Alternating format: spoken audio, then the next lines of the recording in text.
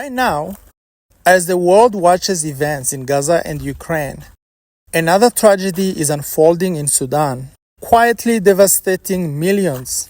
Refugees are streaming across the border into Chad, fleeing violence, famine, and unimaginable horrors. Yet, where is the world's attention? Sudan's civil war, which erupted in April 2023, has forced over 12 million people to flee their homes. Many are mothers and children, carrying nothing but hope as they walk for days to reach safety. At the Adré border post in Chad, the stories are heartbreaking.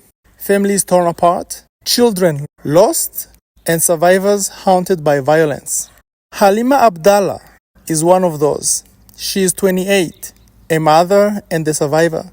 She lost one of her children in the chaos of fleeing Darfur. She doesn't know where her husband or her other children are. Imagine being forced to choose which of your children to carry to safety. This is the reality of many Sudanese mothers. These are stories that deserve the world's attention, yet they remain buried under other headlines. It's heartbreaking, but it seems African conflicts often don't get the same level of attention as others. The wars in Gaza and Ukraine dominated global headlines, while Sudan's suffering is relegated to the background. Sudan's crisis is the world's largest humanitarian emergency, yet it feels forgotten. Why this double standard? Why do African lives seem less urgent? During his recent visit to Chad, UK Foreign Secretary David Lammy described the scenes as some of the most horrific he's ever witnessed. He met survivors, heard their stories, and called for global action. His visit brought hope, but it's only the beginning. We need more leaders to step up and demand a ceasefire in Sudan.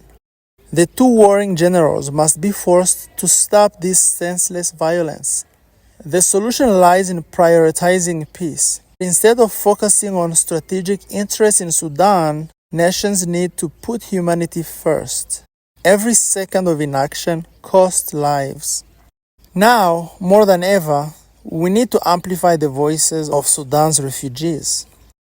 Why do I care about refugees in Sudan, or anywhere else for that matter? It's because I've been a refugee before. I know what it means to run away from bullets. I know what it means to spend days not knowing if your loved ones are alive or dead.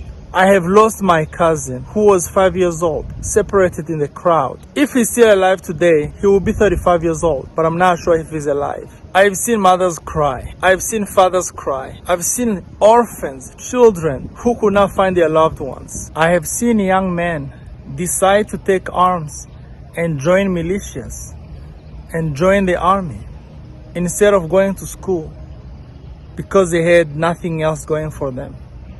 I have seen how evil and terrible wars are. What's happening in Sudan is a tragedy that should not be. There is far too many places across Africa, such as Eastern Congo, South Sudan, Darfur, so many other places where people have to leave behind their livelihoods and run for their lives.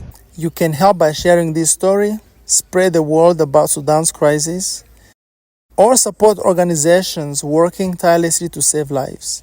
By speaking up and demanding action, we can make a difference. Let's not forget Sudan, and let's keep the pressure on for peace. Thank you for watching, and if you believe Africa's stories need to be heard, please like this video, share it with others, and subscribe to our channel. Together, we can shine a light on Africa's struggles, triumphs, and aspirations.